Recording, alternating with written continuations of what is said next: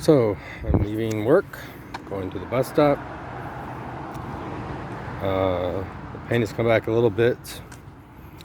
They're doing this other thing right now where they're pushing against, let's see where the camera is, they're pushing my leg that way. So when I walk, it's like it's being pushed that way. I'm not choosing to do that. They're also doing this thing where they're pushing against my knee as I take a step down on that leg, and sort of causing it to go like, so they're causing it to like buckle or like lock back up. And they're saying like the Tin Man from Wizard of Oz. That's an inside joke between us and Kip. Anyway, it's a reference to the Manor place when we did the Tin Man thing where he was like, whoa, ooh. We did something like that to Kip when we were pushing him left, pushing him right, and Kip sort of cooperated in that. And we did like a little short, quick, somewhat fun thing that Kip would have rather have not done with terrorists, but you know, he went with the moment. It was very brief, and that's all I have to say about it. This is the terrorists that Kip is saying, that Kip is mimicking verbatim. And bullshit. Well, I didn't get any messages from my father. I texted him last night some more, showing him burns on my ass crack, on the side of my right leg, on the tops of both feet. Showed him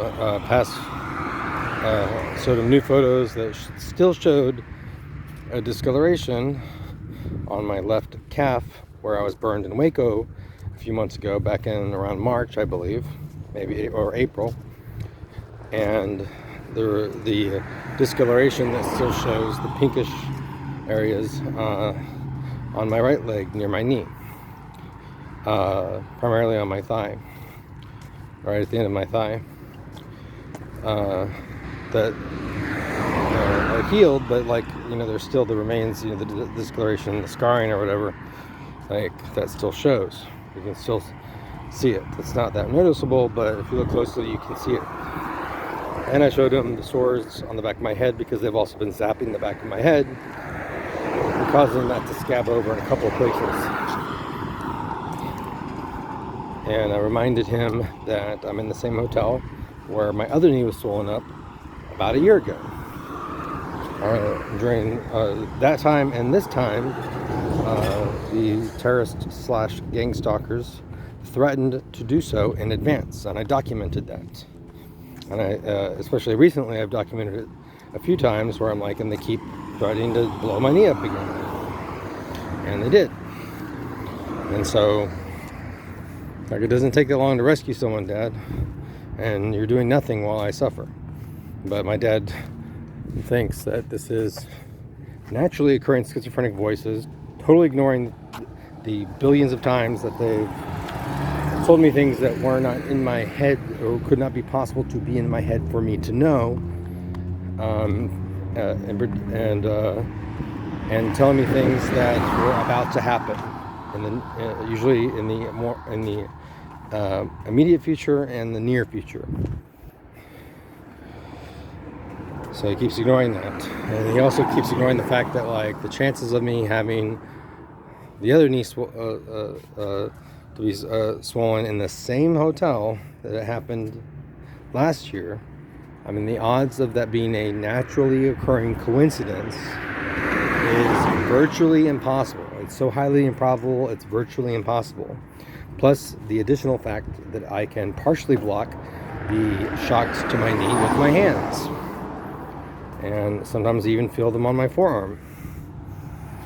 And I've demonstrated that on videos during both incidences where each knee was swollen up.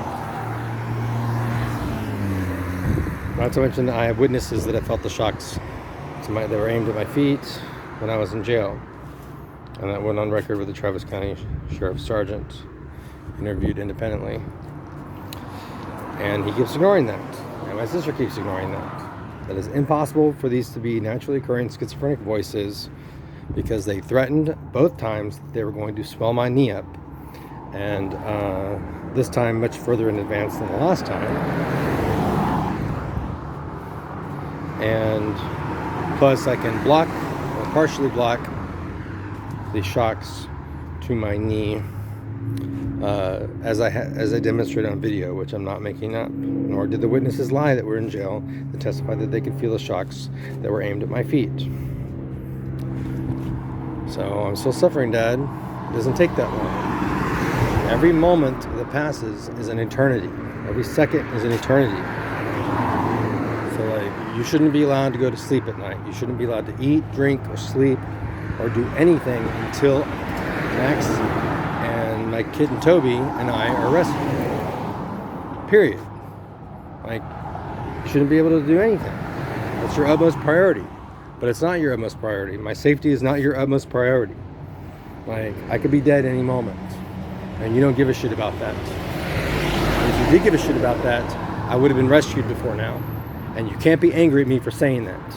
Since when have you ever been a person, except for the past few years, that got butt hurt and offended and your feelings hurt so easily? Like, oh my fucking God.